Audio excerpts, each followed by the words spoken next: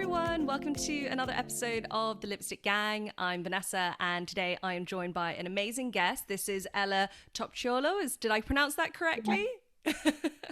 Hi Ella, how are you going?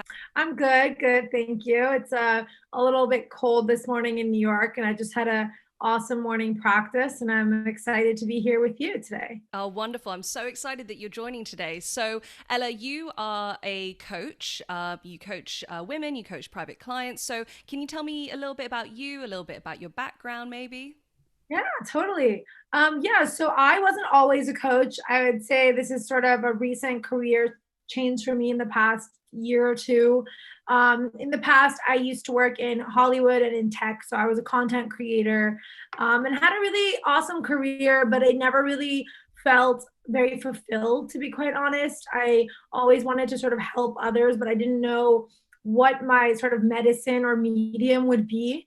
And it wasn't really until I started getting into self development myself after years and years of having a very negative relationship with my body and my physical appearance. When I sort of went through that healing myself, I realized that was sort of my calling, is to do the same for other women. And so, yeah, I finally, I think I found a career that really lights me up and is super rewarding. So as a coach, I particularly work with women who want their lives to feel better, that they've maybe been a little too busy trying to make it look perfect. And that could be anywhere from, their careers, their bodies, their physical appearance, just putting a lot of pressure and weight and like basically determining their value from anything external, really. So I just help people like have their life feel good instead of just look good. And that's something I've overcome myself. So it's been really amazing to help others do the same. Wow, that's incredible that you have, through your own journey, that you've come to a place now where you can actually almost pay it forward and help other people as well, which is really fulfilling, I can imagine.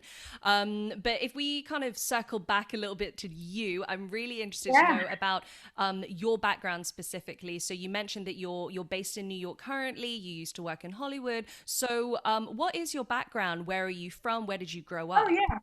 Totally. So I grew up in Istanbul, Turkey. My dad is Turkish. My mom is Italian American, so a little bit of a mutt. But I grew up in Istanbul. Went to an international school, which was awesome because I got to just basically grow up with people from all around the world. Um, and then I made my way over to the States for college, where I studied film and TV at NYU. I was never much of a school person, to be quite honest. I was always just like ready to just go out in the world and like start making and creating things. And after college, I moved right to LA and kind of pursued that big dream of becoming like a movie producer, which didn't really wasn't a dream that really belonged to me, to be quite honest.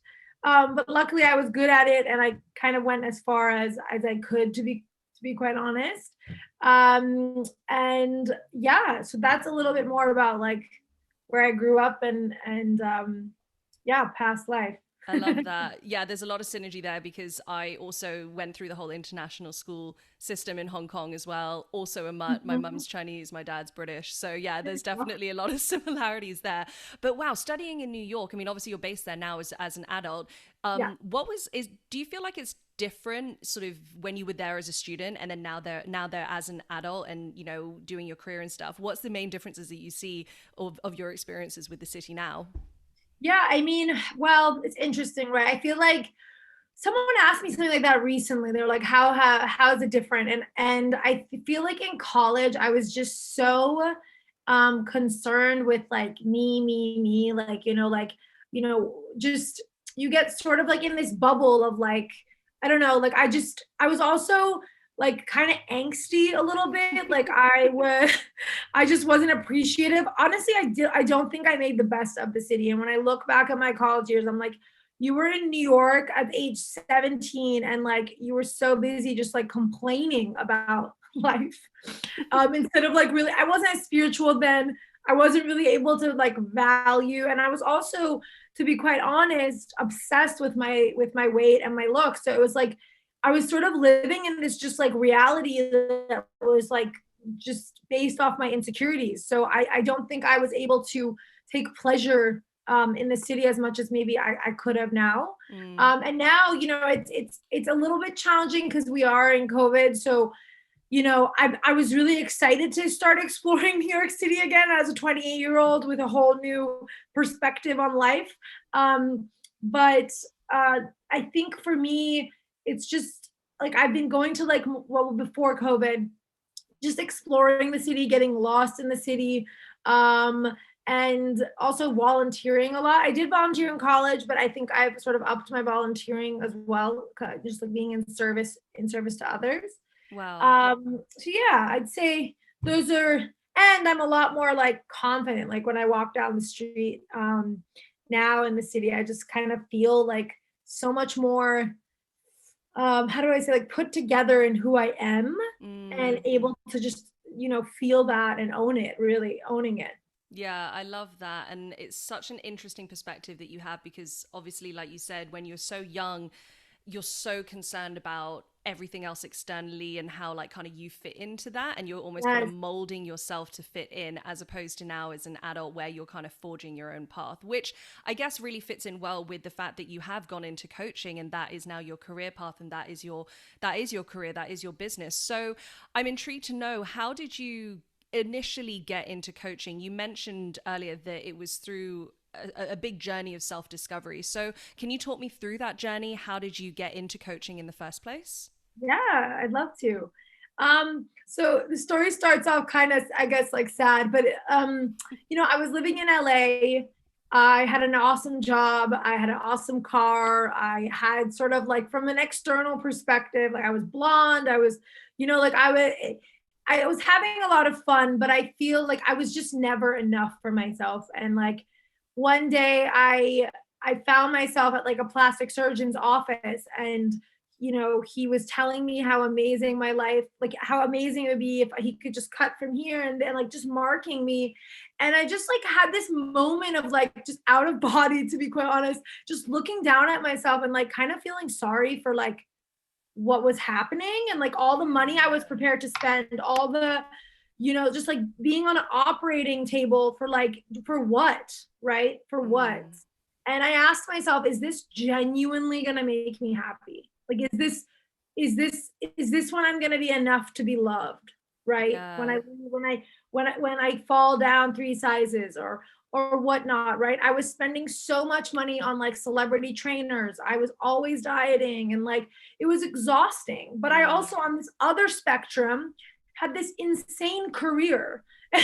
And no one in my career path knew about that side, and no one on that side knew about this side. So I was living two very different lives.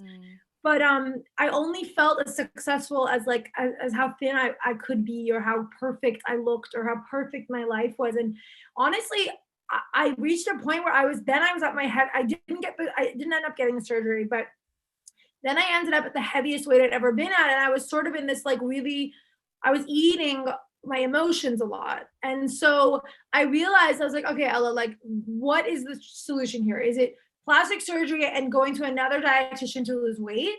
Or is there something else? Like, you've tried everything, like, I mean, everything to Wow. feel whole. Like, what is this thing? And then so I got introduced to someone called Joe Dispenza, Dr. Joe.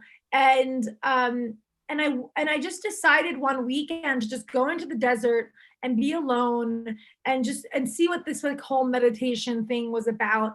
And that weekend for me was super transformative because I realized how powerful my thoughts were in creating my reality. Like that's what everything kind of like, I was like, oh my God, it's not the diet, it's not the liposuction, it's not, the handbag I get or whatnot. It's genuinely, I'm creating this suffering for myself. And once that started, it was sort of like just a series of like, I started looking at other sort of leaders and gurus and coaches. And I was like, okay, Ella, like the only solution here is you. Like literally, like, so that's when I started meditating. I started trying to feel love for myself, even though I spent most of my life rejecting my body and who I was. I didn't know who I was because I was so obsessed with what I looked like. So then I went on this like year-long journey of just like discovering who I was and trying to love her without her being what I needed her to be. Wow. Um, yeah, I'll just pause there if you want.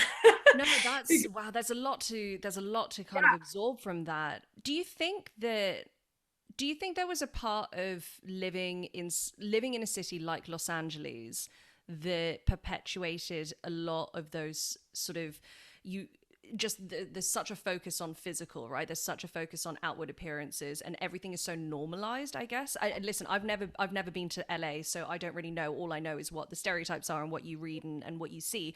Do you think there was an element of, was it LA that kind of made that worse? Did it exacerbate that? So I think it's a yes and answer for me. So it's like, so I think it didn't help. Yes, it exacerbated. I don't think it was the cause of it, but I definitely think it didn't help Yeah. because you go out at night and there's just these women who are like, I mean, they're fake for the most part, but it's just constantly in your face. And when you keep seeing a norm of beauty Mm. in front of you, you feel like you need to be that way in order to stand. You think you'd be the opposite, but I think that was definitely a contributing factor. But I think it was already something so deep inside of me, and like Mm. the culture I also grew up in Turkey is like, people would just straight out to your face tell you, "Oh my God, you've gotten so fat." Like it was that kind of culture. So it's like, and I think another thing is like, and this is a problem with most women is like when we were growing up, at least for me, I was constantly told how beautiful I was, which I know doesn't sound like a problem, but it kind of is because that's how we then value ourselves. Like that's what I see as my inherent value, even though I'm incredibly intelligent and I can make people laugh. And, like none of those things mattered to me. Um, but yes, I think LA definitely exacerbates that a little bit. I think it depends on like your circle, Yeah. but for me, like I think I made it a lot more than yeah. I think it was just I was living in just like this crazy bubble in my own head. Yeah. Um, Wow. yeah, There's definitely an interesting correlation between the kind of physical environment that you put yourself in and the peers that you surround yourself by, yeah, and how much of an influence, even to the most strong-minded person, that can have such a huge influence on the way you look at yourself and the way you value yourself. It's so funny that you say about the Turkish culture because Asian culture is so similar and it's exactly the same. And I've grown up with my mum, my aunties, everyone. The even the greeting in Cantonese of like saying hello, it's not actually, you don't really say hello that often. It's, oh, have you eaten yet? There's such a weird like fetishism with yeah, the connection with like food and, yeah, like your physical appearance. And it's definitely something that I've really struggled with as well. And it's just so funny that that's such a similarity to your experience growing up as well. That's, yeah, it's very yeah. interesting. But that's amazing that you had this transformative moment of going out into the desert and discovering something like meditation. So, did you then continue on with like meditation classes? Did you then actually seek out different therapists or counselors or coaches yourself? How did that then keep progressing for you, Yeah. this journey? Yeah, so I remember I got back from that trip and I was so high. Like I was on this like crazy high. I was in like that I was like getting to that place of being a self-development junkie, spiritual junkie, whatever you want to call it. And I remember like this dream job just fell into my lap like 2 days after I got back from this trip. And that's sort of when I started seeing evidence in my life of like when you change your mind, like your mindset, things around you start changing. Mm. The foods I started craving were different. Like I was suddenly just eating more vegetables and it wasn't even forced. I wasn't, and I promised myself I would never go on another diet ever again. And so what started happening after that is I started intuitive eating. So that was a mode of eating that transformed my relationship with food in like such a trusting way. And then I was meditating consistently, doing Dr. Joe's meditations, but there was a place by my house that did meditation classes. So I went there consistently. I started surrounding myself with people who are more into spirituality. And I think that's so important Mm. because you can make as many changes as you want internally, but if the people around you are still deflecting back that sort of negative thought loop and belief system, it's going to be really hard to break through, because the people we surround ourselves with are monumental to our growth and our health. So I Mm-hmm. started doing that, and I started seeing my certain friends change because of like change their lives actually in a beautiful way. Oh, that's good. We'd have like deeper conversations and we'd hold each other accountable and be kind and loving towards each other. And so then I hired a coach. I hired a few, I worked with a few coaches on this sort of journey. I don't think one person can be super helpful, but I work with sort of different coaches at different times. And I realized through this journey of like just creating more worth, internal worth, I was like, well, I'm not really in this career for the right reason. So like a lot of stuff started coming up for me. Mm. And I was like, I've always wanted to change the world. I've always wanted to help people. So how can I do that? And how can I Mm. be a little bit more? And I realized that I was also super, super attached to like making a lot of money and being successful. Like I attached so much worth to that, which is what kept me in that career path. And so I decided to just quit my job, leave LA, travel the world, and enroll in coaching school. So Wow. three like huge decisions wrapped up into one. Wow, that's Um, yeah, amazing. But do you know what? There are so many people out there who want to do that and want to make those changes and don't make that leap. And I think that there's so much value to bring to kind of chasing your dreams and chasing your goals and your passions and living just a bit more of a fulfilled life, because we only get one, right? So why would we not spend it doing the stuff that we want to do? That's interesting you say though about how you were preoccupied with the sort of the thoughts of chasing that success. Do you think there was an element of cultural expectation that was part of that as well? Because that's definitely something that is really prevalent for like Asian cultures. Like, why aren't you a right. doctor? Why aren't you a lawyer? Why aren't you an architect? Like all of those expectations. Yeah. So I would say mine was less cultural, but more, it was basically my father's voice. So my dad's super successful guy. He's done so many amazing things for himself. And I always really admired that. And when I was growing up, I was very like I was celebrated and validated for my achievements constantly. So that became like my drug, like honestly, it's just achieving. And but what happens is when you're so focused on achieving, you don't really value any of your like other traits, like Mm. kindness or Yeah. like like the ability to actually help someone. And like I had such a big heart growing up, but like I never really valued it because my dad, like, it's not that he didn't value it, it's just he didn't express validation of who I was. It was more like, oh, like my daughter's this and my daughter does that and my Mm. daughter's really good at this. And, so it was constantly just like a talent show, right? Mm. And that never ended in my adulthood. I was constantly looking to my dad to be like, oh, dad, I'm making this much money. And he'd be like, well, why aren't you making this much? And so, and he did it in such a loving way that I just like the idea of like disappointing him was just like not an option. Yeah. And so that's where that pressure came from me, is like my dad would tell all his friends that, I'm working on House of Cards and like that's so cool. And it is cool, but it shouldn't be like cool enough to keep me somewhere where I don't belong, Yeah. right? So that was a huge like, a barrier to break. And to be honest, I was very lucky in the sense of, my parents did help me in my transition to like quitting my job and traveling the world, which some people don't have. Mm. But I also have to say that I do give myself a lot of credit for taking that leap of like, I genuinely thought like I had three different times where I wanted to quit and travel and I never could because I was so scared that if Mm. I did that, I'd be a failure in my dad's eyes. And I finally just did it. I was like, I have enough love for myself now that I know I can't keep going like this. It's really liberating when you do find yourself in a situation where you suddenly realize that the fears that you previously might have had, you don't hold on to them anymore. It's really liberating, I think, that when you find yourself surrounded by people who love you no matter what, will support you, will Yeah. support your decisions, will listen to you, will validate your feelings. It liberates you in a way that makes you think, oh, actually, yeah, I can do that. I can take these risks, which is really wonderful when someone is able to do that. I see so many people who are still really limited, or they limit themselves subconsciously because of that fear. Yeah. So amazing traveling. You went traveling around the world. Where did you go? Any favorite places? Any Yeah. highlights?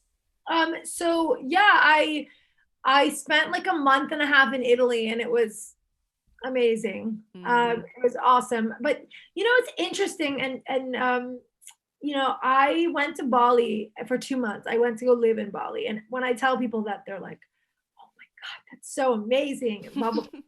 And when I tell people I went to travel the world, they also say the same thing. It's like, that's so amazing. But something that's super interesting that I was resistant to share earlier is like, I didn't love Bali. I Right. didn't have a great time in Bali, and I had money to live there. It's not like I was suffering in any way, but what I'm trying to say is like, what I learned about going to travel the world is that it doesn't make you happy. Mm. And what does that mean? It means I realized, I was like, okay, Ella, like, you made this huge decision, but like, you brought all these fears and insecurities with you. It's not like you left them in LA, right? And Yeah. of course I had amazing times in Bali. Like, we have amazing times in our lives in general, but what I'm trying to get at is like, I thought this was going to be like my ticket Right. out, and it wasn't. And I still had body image issues rise up there, even though I was doing the healing work, right?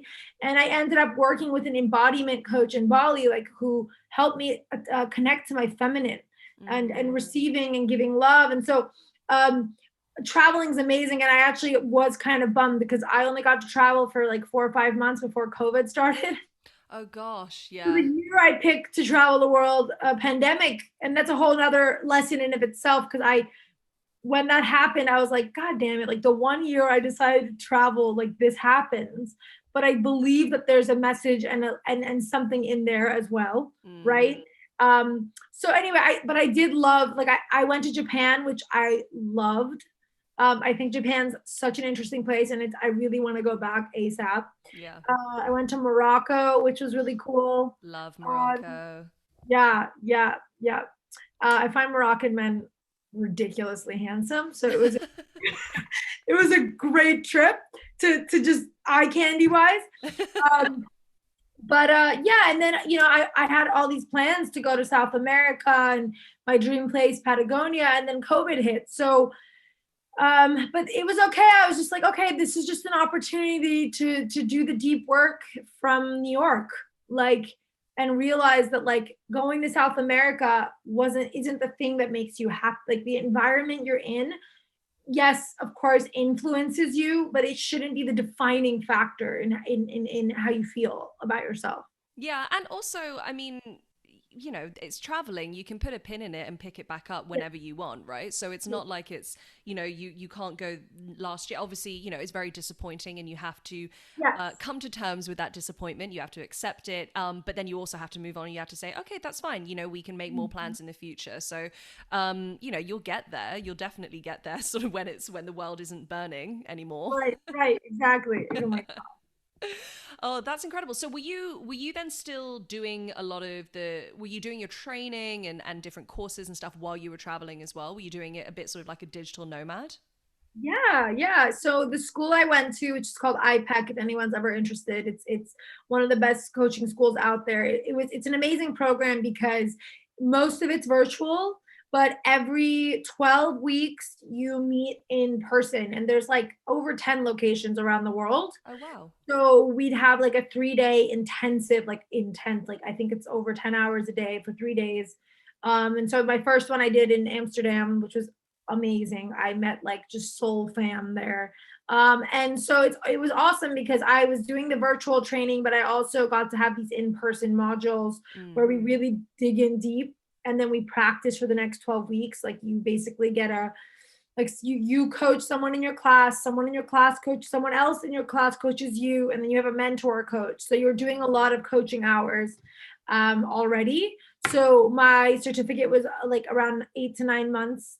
I actually yeah, 8 to 9 months.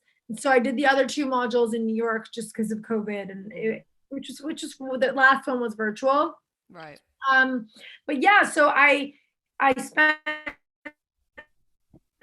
just like and really digging into like who it is I want to help and why. Wow. That sounds really intense, but also what really interests me is is the course like, is it everyone studies the same sort of modules? Do you get to pick and choose specialisms within coaching? Do you get to specialize maybe more in, yeah, body image issues, or more professional progression? Like, how does it work in terms of what you're actually studying?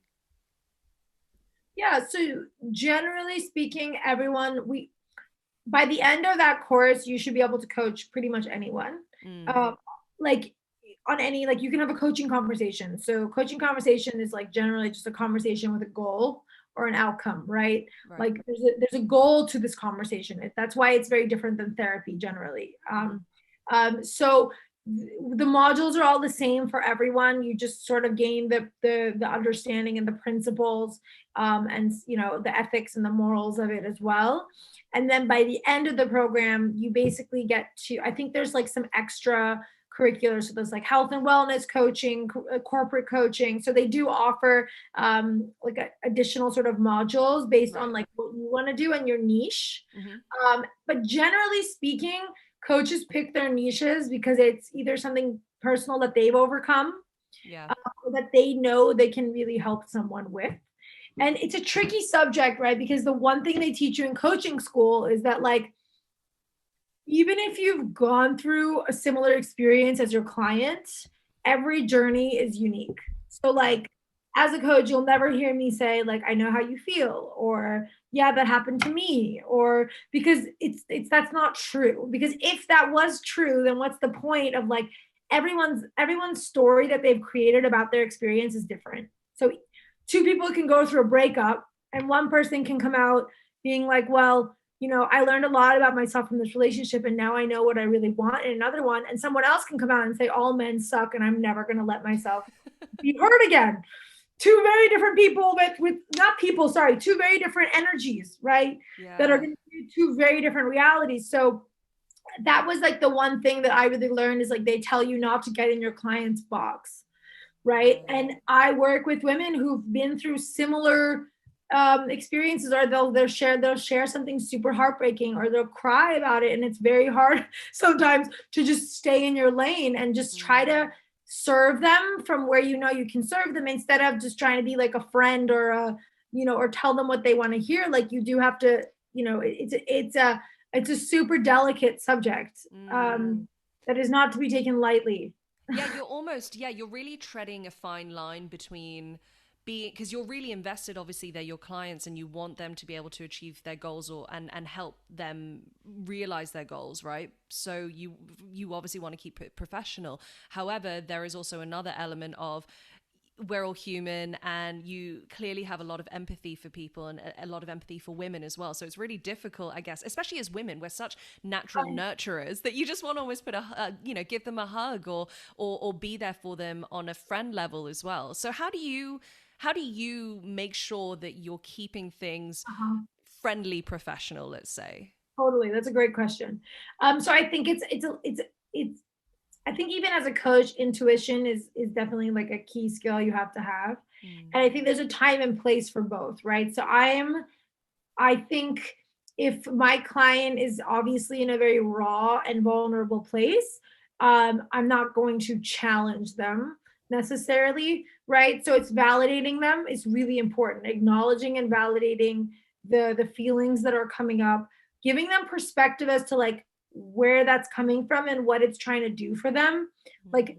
I think sometimes we tend to give like negative thoughts and negative feelings like a bad rep, and for sure I know why, but it's also important to recognize like what those voices are. They're trying to protect us in some way. So I think providing them with nurturing perspective, and just but before any of that, just validating and acknowledging them is super important. But then there's the balance of, if I'm hearing them, if they're sending me, so I provide like voice note support, so like between sessions they can voice note me, and if I'm hearing language that's not serving them, or if I'm hearing them make excuses, or using self-deprecating language, I'm going to challenge that. And actually, that was the hardest thing for me when I first started coaching, is I really wanted to be liked by my clients. Like I wanted them to know that I was, offering all this value, and I wanted to, like have them like me. But then I was like, Ella, like having them like you isn't always serving them the way they need. Like they're paying you to tell them the things that no one else will.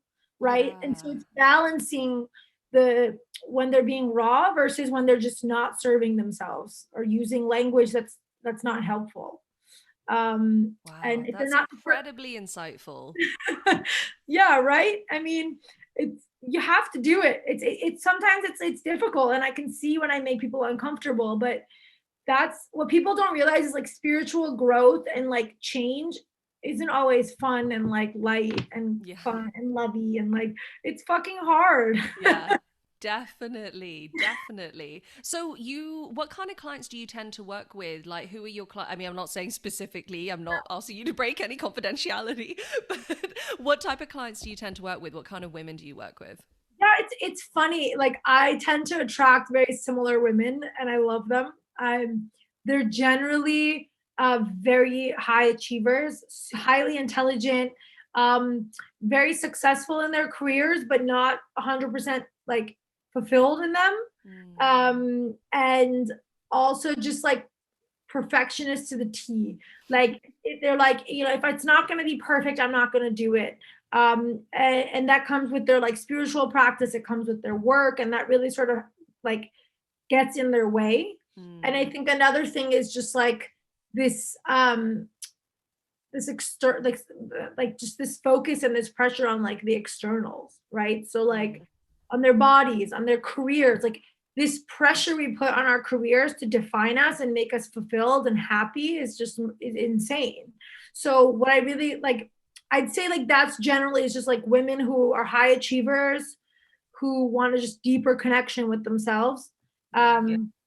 And yeah, I'm trying to, and what's amazing actually, and something that I is like they already speak the language of spirituality and self-development. So they're women who they know what's possible. So it's not like I don't really like, I haven't worked with a client who like doesn't know anything about self-development. It's generally Yeah. women who, I guess, like my page kind of uses that lingo. So it's like they already know what source is. They know what their higher self means. They've meditated, but like they can't do it consistently for some reason. And so I would say like that's like a good image of who I tend to attract.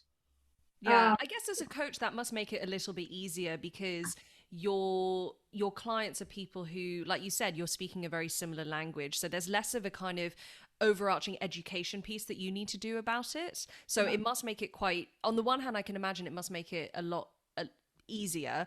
But then on the other, there must be challenges involved in that, right? Because do you then have clients who have these preconceived notions or ideas that they think are like preset, and you almost kind of have yeah, to reset that thinking? yeah. That's a really good thing to bring up. So it's not that it makes it easy, it makes it fun. Right. Like when someone gets it, it's just like fun to coach, because there's this, it's a, people don't realize like coaching is a partnership. It's what very much give and take relationship. Mm. And so I'd say the most challenging part about coaching highly intelligent people is that they're highly intelligent people. So what does that mean? They tend to overthink everything and question everything, which I think helps in their careers, it helps in their relationships, but it doesn't help when it comes to change and learning. Like they'll just question the process, or they'll Mm. question themselves, or they won't trust, or they're constantly trying to use their mind instead of their heart, Mm. right? So it's like, when if we want to connect with the feminine, we can't force it. It's something where like you have to like learn to surrender into the process. This is something that it took me 2 years like to really like learn what that even means, is like just surrendering and like listening to your body and connecting with your body. It's very hard to do that when you're highly intelligent and you're so used to using your mind all the Mm. time, to trust it, right? Because like you're giving all these new belief systems, these new thought patterns, and then you have all these old ones that are so strong and so, I mean, everyone has this, but I think when you're a high, like when you're a high achiever, they're almost trying to like like they'll be like, what's my homework this week? What's my this? I'm like, that's great, but like the work isn't in just doing that. Like you have to internalize it. Yeah. Like so much of the work is actually not something that you can, it's not tangible, right? It's not Not something that you measurable. could, Yeah. exactly. It's not something that you could present at the end of the day, or something that you can compare like for Yeah. like. It's so, and so much of it I can imagine must be a gradual process. I can't, like, I would imagine that that would be more the norm as opposed to a eureka moment or like a sort of a light bulb moment where everything suddenly switches. Yeah, I mean, totally. I think that's why coaching, that's why I usually tell people like if a coach is charging you hourly, I would be weary of that. I don't do that. Most coaches I know don't do that because it's not. It, and you, by the way, you can have a very powerful coaching conversation in 1 hour and like make huge changes in your life. But it's more just like, okay, like what are our goals? Like what are we working towards? And the 3 months or 6 months or 12 weeks, whatever we work together are going to be super valuable. But it's also like after we start working together, I have to make after we're working together, just making sure the tools and resources I taught this person they can continue to use even without me. Mm, Right, so like making sure that the relationship isn't like too needy in yeah. a way because you want to make sure you're not this person's crutch. And it's Yeah. hard when you first start coaching because you love it so much and you want to give so much value, but then giving this is like such a delicate balance. Is like if I tell them too much, I'm actually stealing their time from discovering themselves, and that's when it's powerful. Like when someone tells you something, it's cool and you're like, oh, that's really awesome.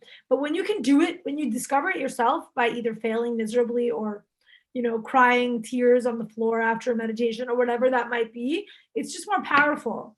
So I think, yeah, it's just like it's not measurable, but like it's just a delicate balance of just like trusting the process and just being compassionate with yourself. Like change is not fast. It takes courage and patience, and but it's totally possible. Yeah. So you mentioned that you offer these different kinds of courses. So what are talk me through what how you work with your clients. So what kind of Yeah. courses do you offer and how do you work with them? So it's interesting because like I was using sort of like a more, how do I say, like planned out course where it's like a schedule and everything. But to be honest, I didn't really love working that way. And I did realize through my own therapy session with a spiritual therapist I have, she was like, you can't work cookie cutter. It's not you. Mm. And what I realized is like my gift and like what I do best is just intuition. Hmm. So what I do is like I do have an outline of a program that's like there, and I have like tons of journal prompts, homework, if you want to call it, like tools and resources, and I use that as sort of like a, so basically what that is like, the first month we're usually spending time honoring and unlearning negative thoughts, and really creating space between our thoughts and ourselves. So we don't just jump into like doing things. Like I have a client right now who's just like saying, okay, so like when do we start? I'm like, no, like we need to make sure that like I know you want to do your goals and like this is what you came to me for, but if we don't get to the depth of like what's stopping you, because once we do those goals and you don't do them, we're just gonna have to reverse it. So the first month is really just creating space between like, okay, what am I thinking on a daily basis and how is it making me feel, and how is that like influencing the actions I take throughout the day that are either nurturing or not nurturing. And That's then fascinating. That's fascinating because you're really setting that foundation to unlearn. Like unlearning is almost as big a process as the learning part, isn't it? oh my god, it's harder, I think. Think about it. You're trying to unlearn, let's say you're 27 years old, you're trying to unlearn 27 years of conditioning in 1 month. I mean, let's Yeah. let's be honest, that's a jump start, but it's definitely going to take longer than that. But now you at least are aware.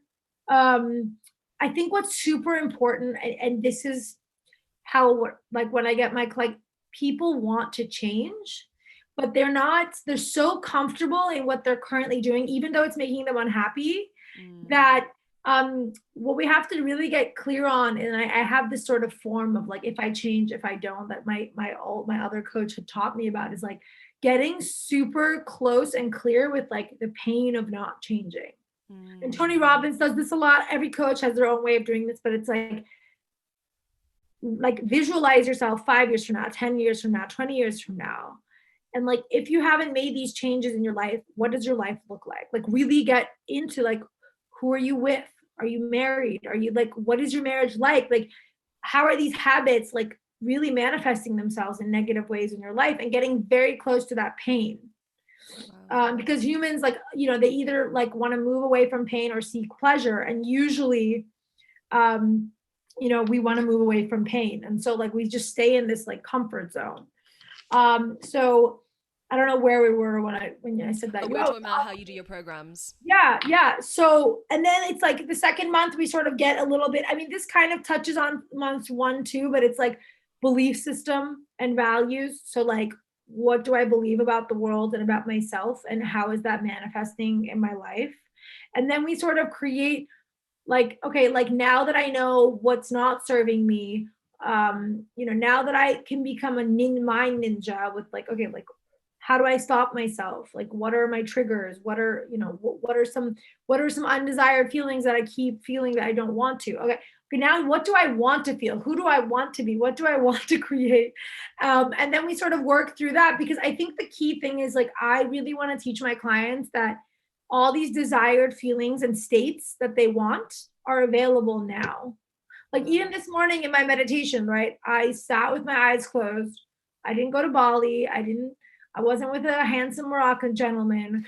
I wasn't, a Victoria's Secret model. I was literally just sitting in my chair, and I said to myself, I'm not getting off this chair until I feel joy, love, and worthiness, and like whatever that feels like to me. And so I just try to create those feelings inside me without going anywhere.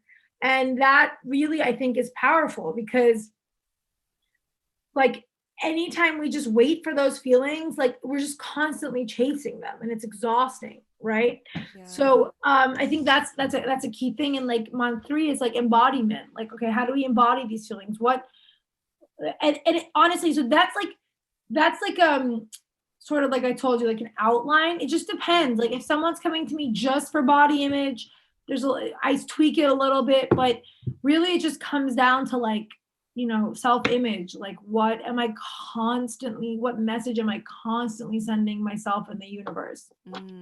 Yeah, that sounds really powerful, and I can imagine it being quite a transformative program for somebody to go through. In terms of, do you see any trends, I guess, of issues that keep sort of arising regularly with your clients? I mean, I guess you already said that a lot of your clients are very similar in terms of the Yeah. blockages that they have and the backgrounds that they have.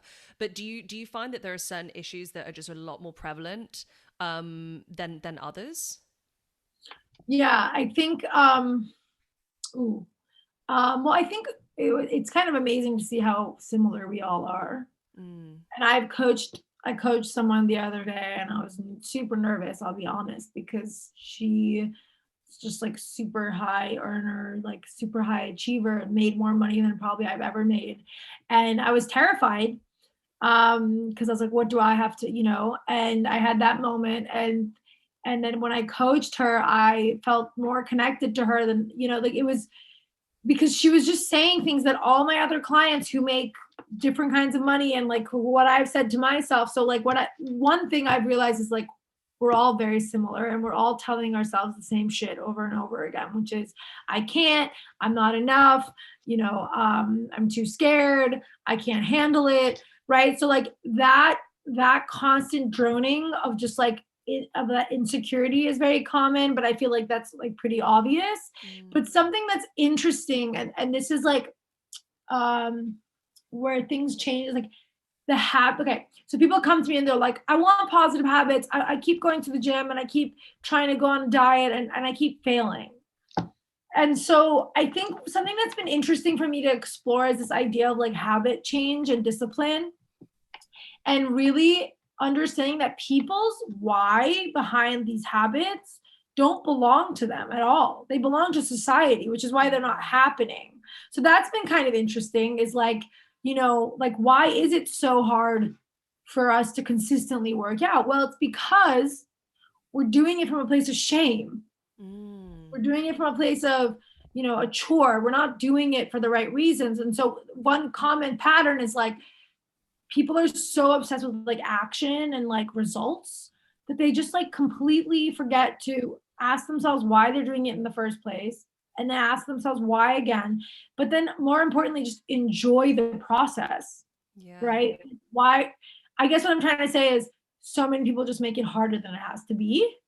Wow, that's an amazing observation. And it actually makes me think. So, you mentioned earlier about how so many of the women that you work with, they are so preconceived with this notion that their career defines them. And I find it really interesting that that is so prevalent, especially for younger generations of women. And that is literally, and I've said it, I'm guilty of that as well. I've said I'm in a period of my life where my career defines me, and I have said that numerous times.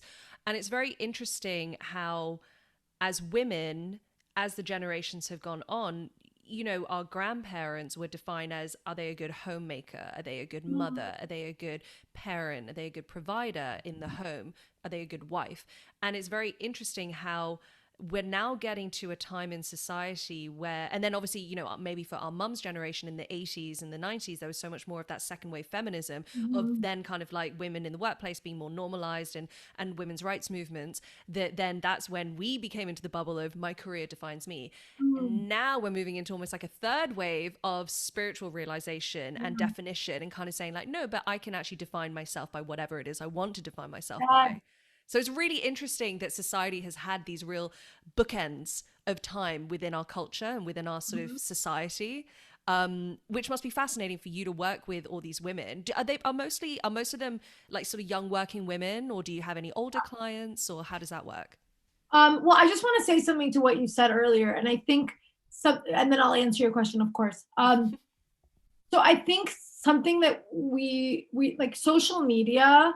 I think, how do I say this? So the way we define women now, I think, is harder. The way women define themselves, sorry, is much harder than it ever has been, because Mm. now there's this new paradigm where you have to be perfect career woman, look fantastic, right? Also be a great mom and like take really good care of your kids, be a good wife. Like there's so many things now. I think with Instagram is like, we see these women's lives and we're like constantly like, okay, not only now do I have to have a kick-ass career and be a kick-ass entrepreneur, and like I just feel like there's so many like so much pressure. And like this is the first thing, like women who come to me with body image and like a lot of just comparison Mm. sickness, whatever you want to call it. I was like, you have to change who you're following on social media, because it happens to all of us. You could have the mindset of steel, and if you're still constantly looking at people on Instagram and comparing yourself, like that's a huge deal. And that you have to start changing, what you're looking at on a daily basis. So that is something that I think is important to address. But I do love what you said about, like, now we're realizing actually through all those paradigms that like we can be whoever the fuck we want. Mm. Excuse me for cursing. Oh no, cuss away, absolutely. Have you listened to this podcast? Yeah. But so yeah, I love that. And so when it comes to the women I work with, yeah, it's generally like, I'd say from ages like 25 to like 35, 37 Mm. ish. Yeah. I haven't had anyone sort of older than that. And I'm still I'm building out my network and my career. I also work with at my friends, recently at my friends coaching company. So that's actually been awesome, because I've been meeting and coaching men and Wow. people from different walks of life, and I love it. So yeah, I would say it's definitely an interesting job. It's really cool. And something that I think is super important is like, the inspiration I get from my clients is awesome. Like at the beginning of my career, I was just so like obsessed with just like offering value. And now I'm like, holy shit, like I can now appreciate when I learn so much from my clients too. Mm. So much. Like people are so deep. Like I Yeah. have to say, like I had a judgment before, when you like first start, when you're on your like spiritual self, you're like, I know it. I know, I'm woke, like I'm enlightened, whatever, right? And then you start speaking to people and you give them a space to be real and vulnerable and authentic. And you're like, holy shit, like this person is magic. And so, like, seeing the magic in people that maybe they otherwise would have never shown to anyone at work or anyone in their personal lives is amazing. Like, to just see that and pull it out of them as much as they can in their day to day life. Yeah, vulnerability can be incredibly humbling and a real place of Yeah. learning, can't it? Wow. I mean, I would love to continue talking about coaching till the cows come home, but there is other topics that I definitely want to Yeah. gauge your thoughts on. So you mentioned obviously that social media has this it can have a real toxic power. I think everyone is aware of Yeah. that. That being said, it can also have a really positive objective, which is actually how you and I got connected, was through social media, was through Instagram. Yay. So you started a social media community, a digital community called the WOPO. So what is the WOPO? What does it mean? What do you do? What is this community? Yeah, awesome. So it wouldn't be fair of me to like. So I started the my friend Aiseli, who's the co-founder of Wopo as well. It's interesting this page. So I was living in Turkey at the time. I was growing my coaching business, and suddenly this page follows me, and it just has like 100 followers or whatnot. And I was like, it's in Turkey. It's a Turkish page, and it was all about just like empowering women to tell their stories, and inspiring women to really go on that journey of self love.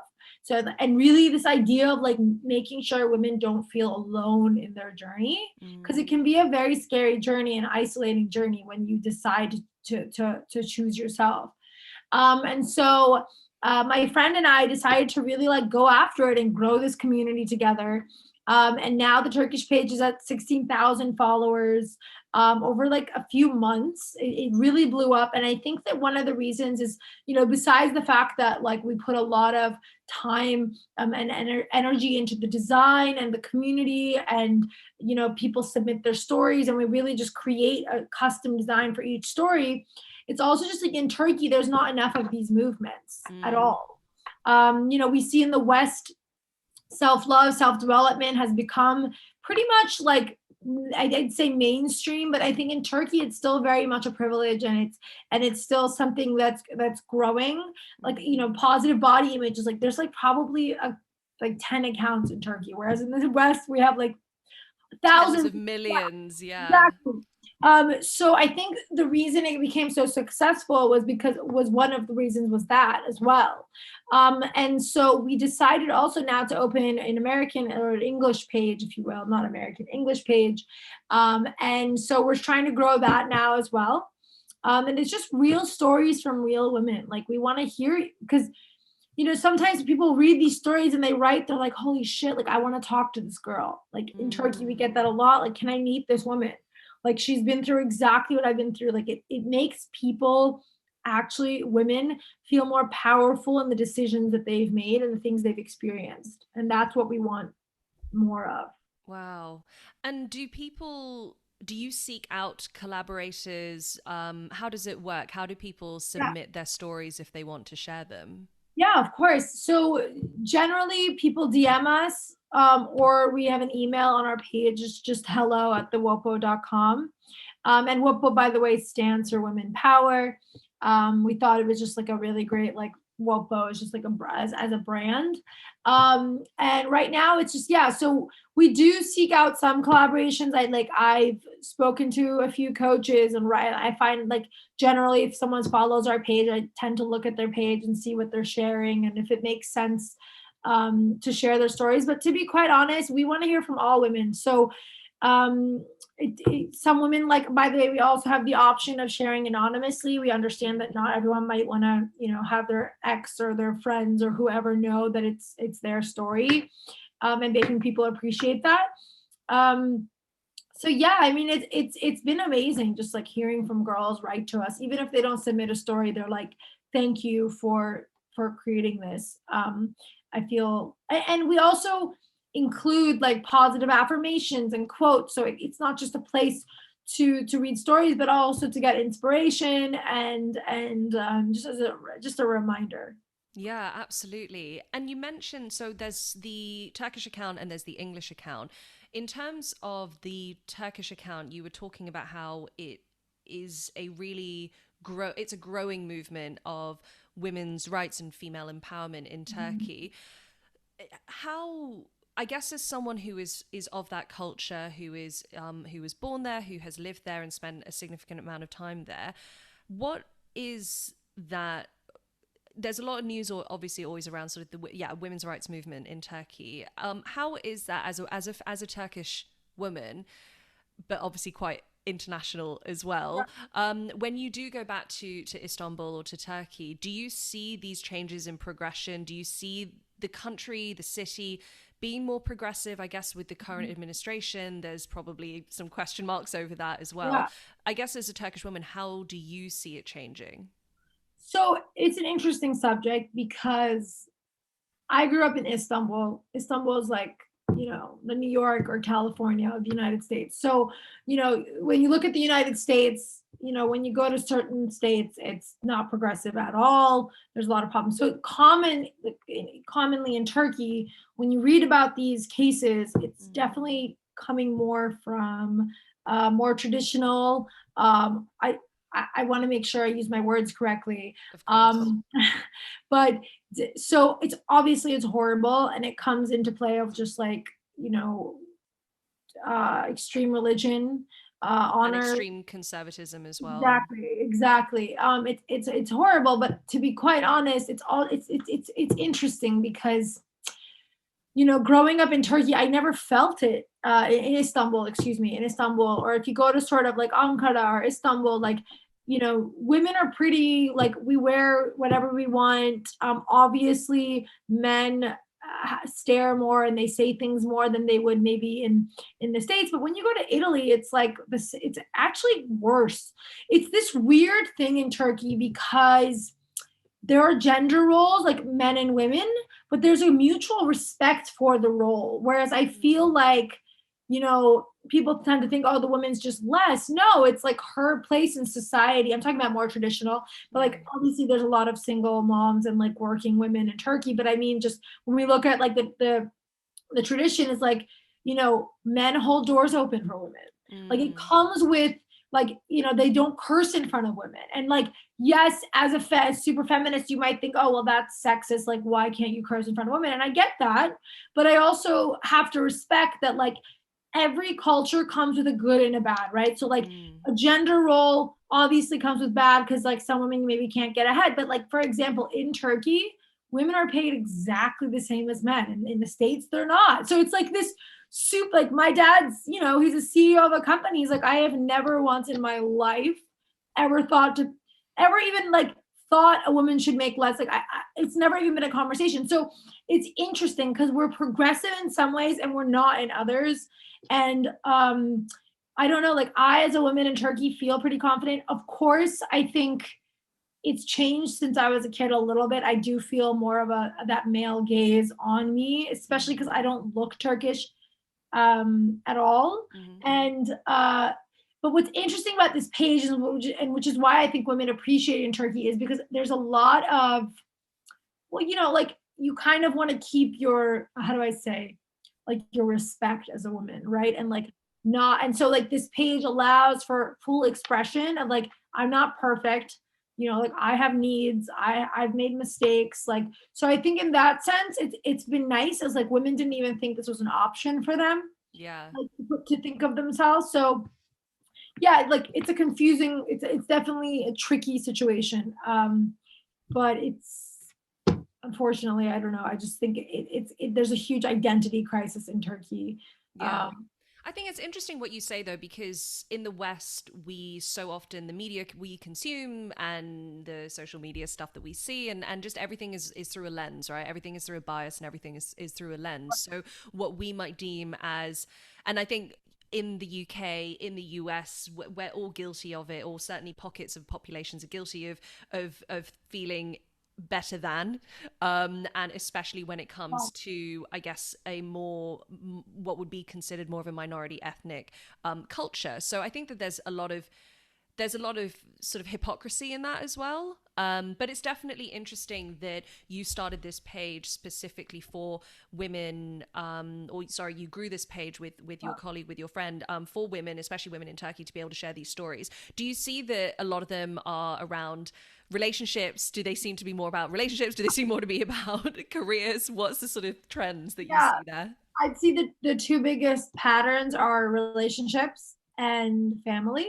Mm, Those are the two biggest ones, and it makes sense, right? Because it's this idea of growing up in a family that expects you to be a certain way and you don't feel that way and you mm, want to do other things.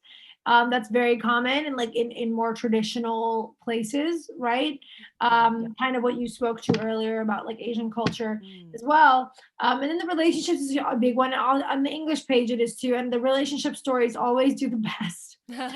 And I think that makes sense because relationships are an amazing way to learn more about ourselves, right? Like Mm. they put us through hell, or not, but either or, like there's always a learning opportunity. Like you either learn to get stronger or you learn like what you attract. And so I think those two, I'm trying to think if there's anything else. Um, I'd say like on the English page, we get more body image stories because it's a hot top. It's when I say hot topic, I mean women here are comfortable talking about it. Whereas in Turkey, that whole body positivity thing is still very slow in how it's Mm. picking up. And I have a amazing girlfriend who she had a lot of eating disorders and now she's an eating coach and she's been having a lot of trouble in Turkey getting people because they come to her and they're like, okay, how do we lose weight? And she's like, that's not what I do. Wow. Right. So there's still a lot of resistance. And even here in Western culture, there's still resistance. There always will be. Mm. Because it's a paradigm shift. But yeah, I'd say relationships and family are the two biggest topics. Which makes sense because that's something that's really relatable for everyone. Everyone goes through very relatable stories about a failed relationship or, mum issues, dad issues, sibling rivalries, whatever it is. It's a very universal concept, isn't it? Which is really humbling because it makes us think, in spite of all of our cultural differences, we still, Yeah, everyone, no matter where you're from in the world, you'll have these dynamics with people because that's the human connection, exactly. which makes it really fascinating. Well, in terms of where you see the WOPO growing to, what's your dream for it? Ooh. I would say our dream is to just make it. Well, we have a website now, but it's just for Turkey right now. But essentially, just creating an online community of women who can speak to each other and help each other. And we want to create sort of like the ability for women to sort of like chat with each other. But for the rest of like sort of the strategy and the more like business end of things, I can't really speak to it without my partner. Yeah. And also it's just kind of like in the works. But right now the dream is just to grow the community as much as we can and Yeah. to have women sending stories daily. Like in Turkey now, we get like a bunch of stories a day. I'd love for the English page to be getting more stories. Um, my friends have been sending me their stories, and I'm also a writer, so I write some. My partner writes some. So, yeah, I'd say the dream just now is to create strength in numbers, really. Mm. And And build the community. yeah, and have women, yeah, because with the community, then you can sort of that's kind of why we haven't been very quick to like make this like a business yet because the truth is that like I want the business to come from the community. Like I Mm. want to hear what's most helpful for women. Like is it a website? Is it a meetup? Is it a podcast? Like I'd love to have a podcast one day, but I think yeah, we're just kind of seeing, what it has in store. Yeah, the sky's the limit in terms of what it Yeah. can grow to. And in terms of positivity simply because we're on that topic, and it seems to just be the overarching theme of this entire conversation anyway. You mentioned that you post and you publish a lot of positive mantras and affirmations alongside people's stories, and you ask people as well for their Yeah. affirmations. Do you have any favorites of your own? Do you have any affirmations that you live by, or any affirmations that you find really universally helpful to your clients? Yeah, no, that's a great question. So I'd say one of my favorite affirmations that I picked up this summer was I can do hard things, Mm, because I realized that a lot of my insecurity and when anxiety creeps in, it's because I'm telling myself I can't do it, or like I can't get. So I can do hard things always comes into handy for me. I'd say also another one is I always have the power to define my experience. I love Always, that. no matter what's happening, right? And like I can choose to enjoy my life. Um, I also like I trust that the universe is unfolding exactly the way it's supposed to. Another one is everything I need is already is within me. Mm, That one's like I say that constantly. One that I picked up from my coach was I deserve. What was it? I deserve. I allow. I receive. And I love that one because it's like it's three very powerful things. Like I deserve it, but most importantly, I allow it. Right? Because mm, even if we think we deserve it, we don't allow certain things to come in. And I receive. Right? Like it comes in. yeah. So I think those are um, some of my favorites. Yeah, they all sound extremely enlightened, but also just Of very, course, very Thomas. helpful. Yeah. Yeah, but just very Yeah. helpful in everyday life as well. I'm really interested to know. So, a lot of what you said in terms of the mantras, there are some that are very much geared towards action and Yeah. introspection. But then there's a lot that almost is saying is release, is kind of releasing control, maybe, of saying the universe is unfolding exactly the way it's supposed to. That is very much looking at, I can't impact that necessarily. I wonder, what kind of balance do you see between action within yourself of being able to impact and change things, and how much is, oh, the universal fate, or that concept? Because that's a really interesting balance, isn't it? Right. Yes, 100%. Great question. I think it's like it's this, right? It's when I know within me that I have a controlling nature in the sense of like I get addicted to the outcome of Mm, things. Like I set a vision and I'm like, okay, like the outcome, until I get the outcome, I'm not going to be happy or whatnot. Right. So for me, like if I don't surrender and if I don't trust, then it's just not going to be a fun ride. So mm, that's kind of my thing is like the only thing I have genuine control over is how I react to things. Right. Like I can define, like that's one of my things. I can define my experience at any time. So I think most of it's like how I'm showing up and mm, how I always have the power to show up. It's choice. Everything's a choice. Now, when it comes to the universe, for me, I trust that the universe will show me, like, will bring things into my life as long as I am showing up for my life from that place I know I can, right? So it's a mm, partnership. Like I think the universe provides whatever it's like an input output thing. Now, of course, like I do believe in manifestation and law of attraction, but like anything, I think there's always the risk of going to extremes with it. yeah. I don't but I also like to think that like whatever happens was meant to happen. And whether you like want to believe that or not, like it just makes me feel better about it. Like, Yeah. it just makes me feel like I know the only thing I can control is myself. I can't control the universe. I can't control who's going to drive in front of the block. I can't, but there's a part of me that believes that if I show up with a bit like, high intention, high energy vibration and pure, then like the universe will provide, it's like a mirror. Mm. So that's how I feel about it. But I don't sit in my room all day and like, manifest money without doing any work. So like, Yeah, of you know course, what I because mean? you don't, yeah, because you can't just sit back and be passive and expect the universe to hand you Right. money into your bank account and a dream house with the keys at your door. Like, Yeah. you can't expect that. You have to work for stuff as well. It's really Yes. interesting because there's I think that there's a school of thought that very much believes in kind of being passive, and the universe delivers. And then there's the other people who maybe don't believe it, and they're so goal orientated and results driven, like you said, that they miss the process and they miss the lessons along the way as well. And unless something is exactly how they thought it was going to be, it's Mhm. considered a failure, which is Exactly. really interesting. And also just enjoying it. Like, Mm.